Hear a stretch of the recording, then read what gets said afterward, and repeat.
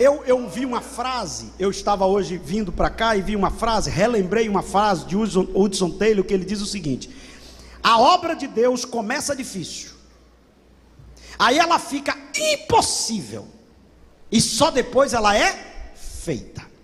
Então quem se dispõe a fazer a obra de Deus, tem que aprender a ter dependência de Deus. Deus não trabalha com gente independente. Deus não trabalha com gente que já sabe tudo.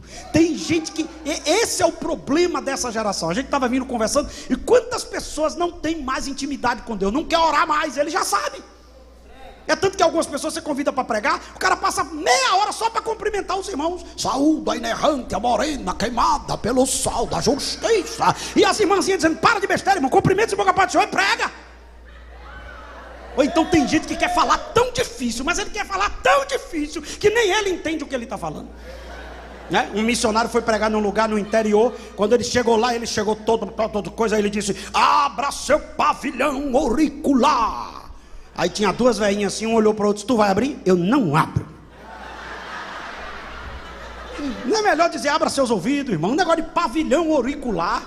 Aí a velhinha já ficou cismada. Aí quando chegou lá na frente, ele começou a pregar, a velhinha já ficou zangada. Aí ela disse: vai cair uma... Ele disse: vai cair uma precipitação pluviométrica celestial. A velhinha disse para outra: minha filha, eu estou indo embora, porque esse cara é perigoso. Ele mandou abrir pavilhão, agora vai cair um negócio que eu não sei o que é. E foi embora.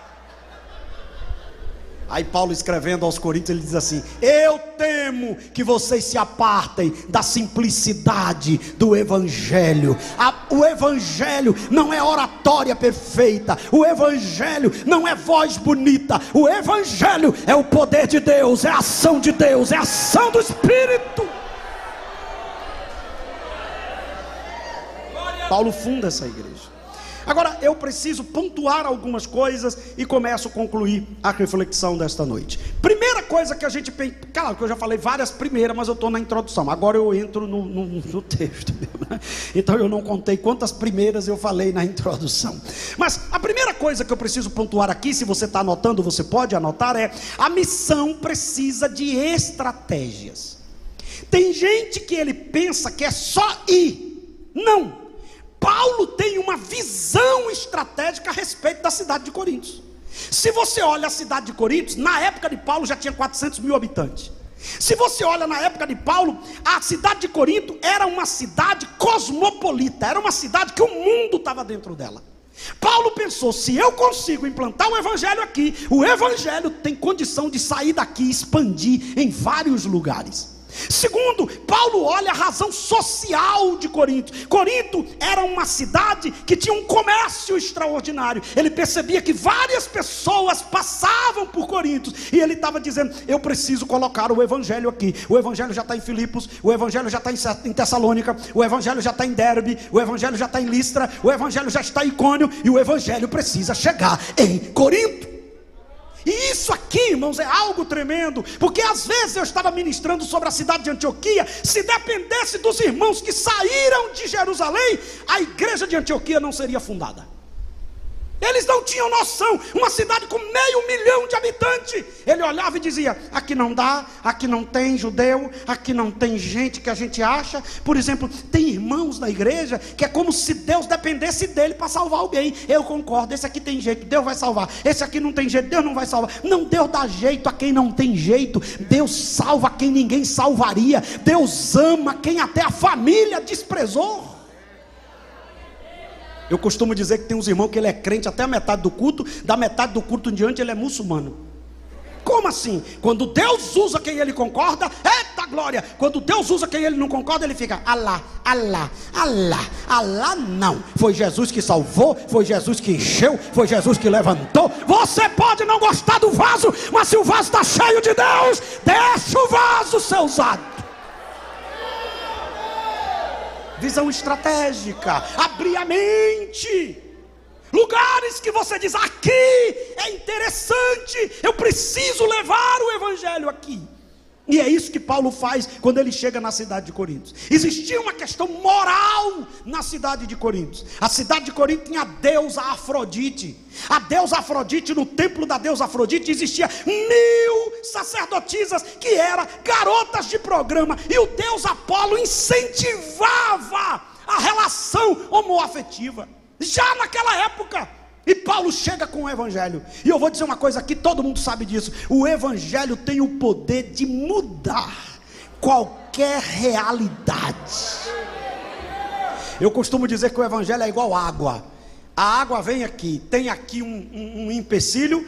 Ela não fica discutindo com o empecilho, ela contorna o empecilho e segue o caminho dela. Mas se o empecilho for muito grande e a água parar, ela não fica parada. Ela vai infiltrando, infiltrando, infiltrando, infiltrando, infiltrando. Daqui a pouco ela leva o empecilho, arrebenta com tudo e passa por cima. Olhe para mim, um dos lugares mais fechados hoje para pregar o evangelho é a Coreia do Norte. Aí teve um missionário agora que a gente tem uma parceria, que ele está fazendo medicina na Rússia. Antes da guerra teve que voltar para poder entrar na Coreia do Norte. E ele entrou na Coreia do Norte. E eu perguntei para ele, tem crente na Coreia do Norte? Ele disse, pastor, eu encontrei até gente da guarda do perturbado que já se decidiu ao evangelho e está seguindo a Cristo. Ninguém segura o evangelho. O evangelho tem o poder de chegar no lugar e mudar a cultura do lugar. O evangelho pode fazer isso. E Paulo pensou, eu preciso colocar uma igreja em Corinto. Só que eu descobri uma coisa: quando Deus vai fazer algo muito grande em um lugar, se prepare, a dificuldade é grande também.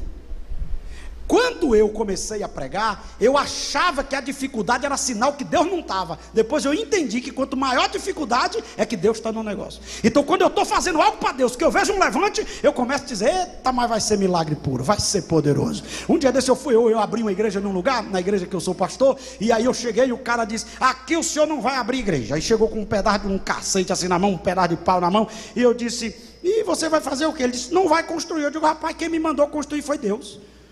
E outra coisa, você ainda vai ser porteiro aqui dessa igreja. E outra coisa, passe bem, bom dia, amanhã eu começo a obra. Aí o irmãozinho olhou para mim e disse, misericórdia, ali é perigoso, pastor. Eu digo, mais perigoso sou eu. Eu ando com o Pai, com o Filho e com o Espírito Santo, e eu vou construir essa igreja. Olha que coisa interessante, né? Aí eu cheguei no outro dia com o pessoal e comecei a cavar os tocos do lugar, e os meninos cavando, e ele de lá olhando, e eu lá, ele olhando para mim e eu de olho dele. Eu digo, se ele se manifestar, eu expulso. Glória a Deus, não pode. Não, você está lembrado de Neemias? Neemias não ficou lá construindo um muro e os inimigos e ele de costa, não. Pega uma espada na mão, meu irmão, e colete de pedreiro na outra. Se o inimigo se levantar, espada neles. Porque tem uns irmãos que é muito ingênuo. Não, glória a Deus, pois vencerei. De costa para o inimigo? Não, irmão. Glória a Deus, pois vencerei. Glória a Deus. Vem, Satanás, vem.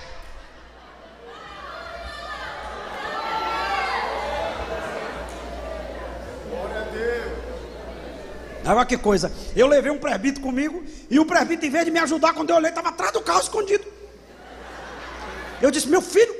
Ele disse, pastor, é perigoso, eu tenho família. Eu digo, eu também tenho. Mas eu tenho uma missão e essa igreja vai ficar pronta. Começamos a construir a igreja. Aí quando passou uma semana, o irmão chegou para mim e disse, pastor, ele está com medo do senhor. Me procurou e perguntou para mim, quem é aquele homem? Eu disse, meu pastor, não, eu quero saber quem é ele. O cara chegou para mim, olhou dentro dos meus olhos e disse que vai construir a igreja. E eu tento me levantar, eu tento articular, eu tento planejar e dá tudo errado. Tem alguma coisa na vida deste homem. Você tem que ser estratégico. Olha, eu amo Davi, porque Davi, quando assume o trono, Davi olhou e disse o quê? Jerusalém é o lugar mais estratégico, isso aqui tem que ser de Deus. Irmão, diz Josué, até Davi, Jerusalém era Jebus. Quem já teve o privilégio, como eu tive em algumas vezes em Jerusalém, a pessoa mais importante em Jerusalém não é Jesus, é Davi. É a cidade de Davi, porque ele não acredita em Jesus como Messias. A gente quer conhecer o túmulo de Jesus, mas o judeu quer ficar no túmulo de Davi. Agora o que foi que Davi fez? O Jebuseu dizia: ninguém entra. Davi olhava e dizia: o melhor dessa terra é para o meu Deus, a gente vai tomar isso aqui. E tomou. Deus gostou tanto da ideia que a Bíblia diz que quando Deus fizer todo o procedimento escatológico, vai descer a Nova Jerusalém.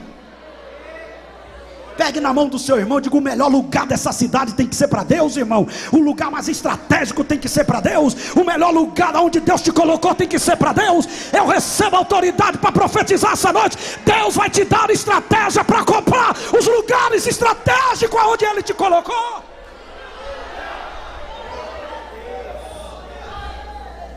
Mas vamos para a segunda coisa. A missão precisa de coragem. O problema é que tem gente medroso. O diabo está dizendo: vou te pegar, ele já está correndo.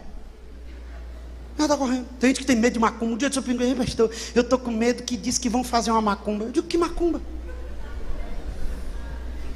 Eu era adolescente, eu fui pregar num lugar onde tinha a feiticeira mais temida do lugar. Ela mandou tirar foto minha. Tirou foto minha. Eu dessa grossura, eu só tinha olho, cabeça e pescoço.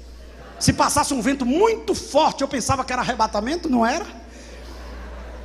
E ela mandou tirar e tirou as fotos para fazer um trabalho contra mim. Foi a primeira vez na minha vida que eu vi umas pessoas tirar uma foto de uma pessoa e devolver. Fui devolver, oh, glória a Deus. Tiraram a foto, eu pensei até que o rapaz estava gostando da mensagem. Mentira, era um enviado da mulher. Tirou as fotos e botou a foto lá, botou em tudo quanto é lugar. Eu magro com o olho pregando, cheio de ousadia, com o olhão. Deus não dá um olho grande a ninguém em vão, glória a Deus. Você viu, irmão? Pode ficar tranquilo. Lá na igreja que eu sou pastor, as ovelhas dizem: é por isso que Deus lhe deu esse olhão, pastor, deixa eu ver tudo. Aí botaram lá minha foto e o bicho começou a não descer. Olha que coisa. Não descia, batia lá, não descia. Quando foi um dia que o bicho se manifestou, disse: tira esse zoiudo daqui que com ele eu não desço. Olha que confusão. Isso é bullying, o diabo fez bullying comigo. Aí foram lá, pegaram as fotos e devolveram. Mas se Deus te mandou para Corinto, Deus vai te revestir de autoridade para fazer a obra lá. Olha que coisa linda. Deus aparece para Paulo e diz: não temas, não tenha medo. Eu tenho muita gente para salvar aqui nessa cidade. Eu tenho uma obra grande para fazer aqui nesta cidade. Eu tenho algo extraordinário para fazer aqui nesta cidade. Quando você pensar em parar, lembre da promessa. Vamos para a Bíblia? O texto diz assim: e Abraão creu contra a esperança e foi fortalecido na fé, dando glória a Deus. Eu vou lhe dizer mais ou menos como era. Abraão olhava para ele mesmo e dizia: estou acabado, mas a promessa está de pé, glória a Deus, glória a Deus, glória a Deus. Abraão olhava para Sara e dizia: meu Deus, a velhinha está toda acabada, Senhor, como é que vai ter um filho? Mas Deus prometeu, glória a Deus, glória a Deus, glória a Deus, glória a Deus. Já passou 10 anos, eu não sei como vai ser, mas glória a Deus, glória a Deus. Ele foi fortalecido na fé, dando glória a Deus. Pegue na mão do seu irmão e diga: vai dar certo, a promessa está de pé.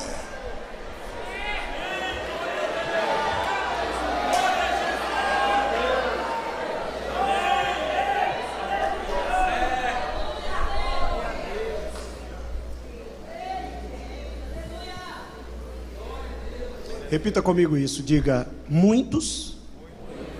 Tá fraco, né? Sim. Vamos ver quem é que está desanimado, se é os homens ou se é as mulheres. As mulheres: muitos. Os homens: muitos. E as irmãs estão olhando para mim dizendo: pede para a gente falar de novo, pastor. Mulher gosta de disputa, elas saem tudo rouca, mas ganha, quer ver? As mulheres, de novo: muitos. E diga que elas não ganhou. Tem duas coisas que a mulher gosta de ouvir: eu te amo e você está certa, glória a Deus. Diga: muitos rejeitaram, mas teve quem aceitou.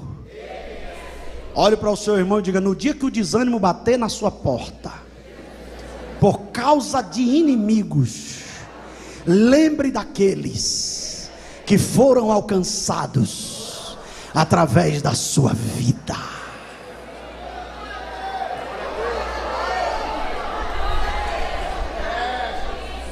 Olha que coisa linda. Paulo daqui a pouco diz: vocês querem ficar? Fiquem, estou indo. Aí o texto diz: e Crispo o principal da sinagoga, o dirigente da sinagoga, olhou para Paulo e diz: eles não querem, mas eu entrego a minha vida a Cristo. 1 Coríntios 1,14, Crispo foi batizado. Por que você não pode parar? Porque tem gente que diz que não gosta de você, mas olhe quantos já foram abençoados por seu intermédio. Olhe quantos. Um dia desse eu cheguei em um lugar e alguém disse para mim assim: pastor, aquela mensagem mudou a minha história. Eu fui pregar agora no sul, em Brusque, Santa Catarina. Encontrei um jovem que hoje é presbítero da igreja, e ele diz: há 20 anos atrás o senhor pregou numa cruzada, eu estava lá no meio do povo, e Deus falou comigo, eu entreguei minha vida ao senhor. Olha pastor, aquela mensagem eu não esqueço. O senhor pregou esse tópico, o senhor leu esse texto, o senhor pregou tantos tópicos, foi assim, assim, até os exemplos da mensagem eu lembro, e daquele dia em diante a minha vida mudou, e hoje eu sou presbítero da igreja aqui em Santa Catarina. Pega na mão de alguém e diga: tem gente sendo abençoado pelo seu ministério. Tem gente.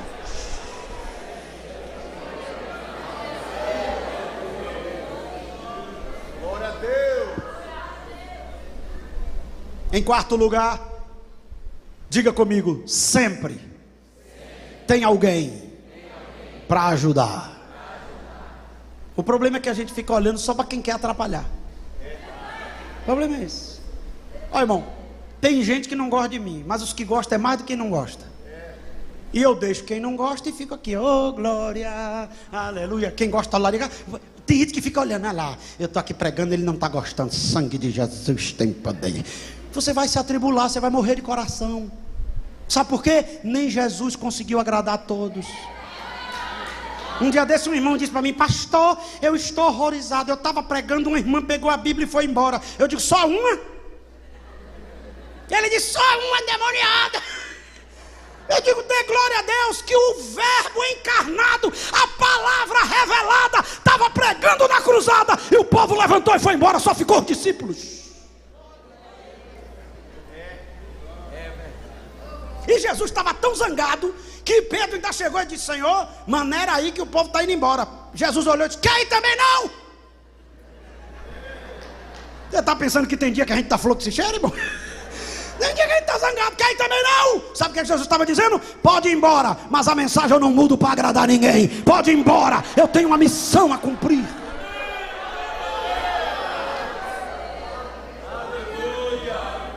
Diga para alguém que está do seu lado: não sacrifique a mensagem para agradar rebelde. Se o rebelde quiser ir embora, deixa ele ir, Deus vai tratar ele, mas a mensagem vai ser pregada com fidelidade. Olha para mim, foi um bocado de gente embora. Crispo aceitou, mas Deus mandou reforço. Quem foi o reforço? Priscila e Áquila. Teve lá um decreto do imperador, e eles vieram parar cá, e Paulo estava dizendo: meu Deus, era a ajuda que eu precisava. Diga uma palavra esta noite como profecia: Deus está mandando reforço para você aonde Ele te colocou. Agora tem um detalhe: cuidado para você não colocar pessoas sem antes falar com o dono da obra. E aqui eu encerro a mensagem. Tem gente que tem cara de vaso, dente de querubim, nariz de apóstolo, mas é demônio.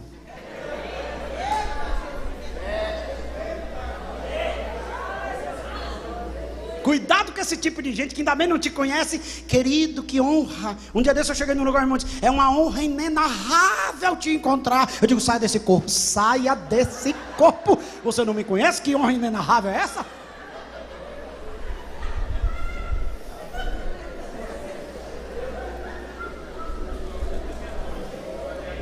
Interessante, pastor Ari. Jesus, o dono da igreja, queria escolher 12 homens. O Jesus, o Todo-Poderoso, ele orou a noite toda para escolher 12. E ele mesmo diz: ainda vem um diabo no meio. Eu fico pensando que se ele não tivesse orado, vinha 12 diabos. Porque tem igreja que é uma confusão, que o pastor consagra sem orar. Porque tem grupo que é uma confusão, que você bota gente para te ajudar sem orar. Esse foi o problema de Abraão. Pegou Ló e botou envolvido em um projeto que não era dele. Agora, Assim, me ajuda aí. Levanta as duas mãos para o céu e diga: Deus tem a pessoa certa para me ajudar a cumprir a missão.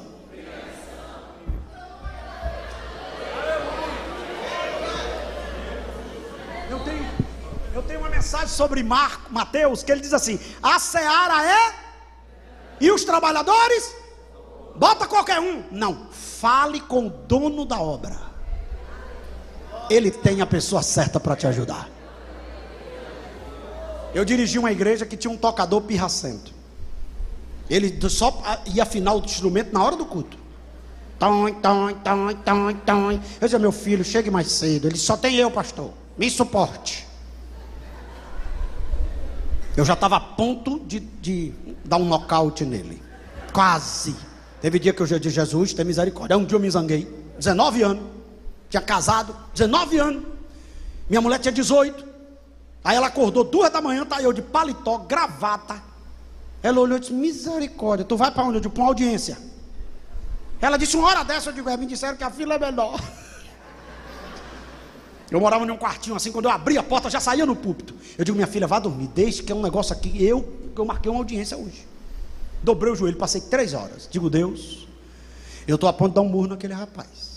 Ele está me pirraçando e está atrapalhando a tua obra. E eu quero que o Senhor mande as pessoas para me ajudar aqui. Ele está atrapalhando. Irmão, 15 dias depois, chorei 3 horas de relógio, voltei e fui dormir. 15 dias depois eu recebi uma carta: Assembleia de Deus, Belenzinho, São Paulo. Apresento a igreja fulano de tal, aonde eu era pastor. O irmão fulano de tal. Eu digo: amém. Mas Deus foi tão detalhista que embaixo estava escrito: o irmão é baixista, o outro era baterista e o outro era guitarrista. Assinado pastor José Wellington. Eu digo: eita glória. Não disse nada. Chamei ele e disse: meu filho, Deus te mandou aqui. Ele disse: Deus também falou comigo, pastor, que tinha um homem sofrendo. Eu digo: é eu. Olha que coisa. Estava faltando o tecladista e estava faltando a cantora. Coloquei ele. Coloquei os meninos. Eu nunca vi uns camaradas servos daquele. Antes de começar o culto ele já estava. O culto começava às 6h30, ele estava às 6. Eu marcava um matutino 5 da manhã, eles chegavam 4h30. E o do Tonton chegava atrasado. Quando chegava eu digo: banco de reserva. E o senhor quer dizer que eu não vou tocar? Eu digo: não estou dizendo. Eu estou dizendo que quando você chegar atrasado, você não toca. E eu chegava por menino e dizia: chega cedo, capricha, capricha. Pastor, mas isso não pode fazer. Eu aprendi com Jesus. Jesus mandou Moisés ir tirar o povo, foi na frente e disse a Faraó: não libera. Está escrito na Bíblia. Eu dizia: capricha, chega cedo, chega cedo. Pronto, passou um mês, eu fui pregar na praça. Estou pregando, um menino aceitou Jesus. Eu digo: meu Deus, que alegria. E ele chorava. E quando terminou o culto ele disse: pastor, eu sou de uma banda de arrocha. Eu digo: nossa. E eu sou profissional. Eu digo: meu Deus, eu já toquei não sei quando, gravei não sei quanto CD. Eu sou tecladista. Eu digo: bora, discipulado. Eu mesmo vou te discipular para adiantar o processo, porque eu estou... Porque tem um negócio: se chegar e botar para trabalhar sem passar pelo discipulado, vai te dar trabalho. Mas em vez de eu botar outro tipo, eu digo: eu vou te discipular. Aí eu estou pregando, e ele começou, eu ia lá em casa, eu ia na casa dele. Quando foi um dia, passou uns 15 dias, eu estou pregando. Quando eu fiz o apelo, aceitou uma menina. Ele começou a se jogar no chão. Eu digo: meu Deus do céu, eu estou discipulando o irmão está endemoniado. Não era alegria. Por que alegria? Porque a menina que estava aceitando era a cantora da banda de arrocha, que ele era o tocador. Eu agora já tinha cantor, já tinha tecladista, já tinha baixista, já tinha baterista, já tinha guitarrista. E Deus dizendo: se falar comigo eu mando, se falar comigo eu mando, se orar eu mando.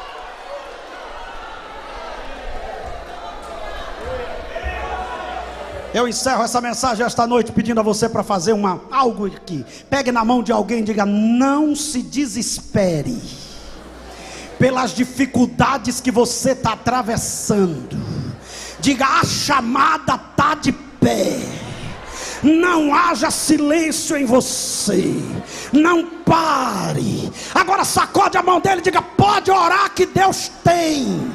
Deus tem. E eu digo nesta noite com autoridade: está chegando reforço, está chegando ajuda, está chegando livramento.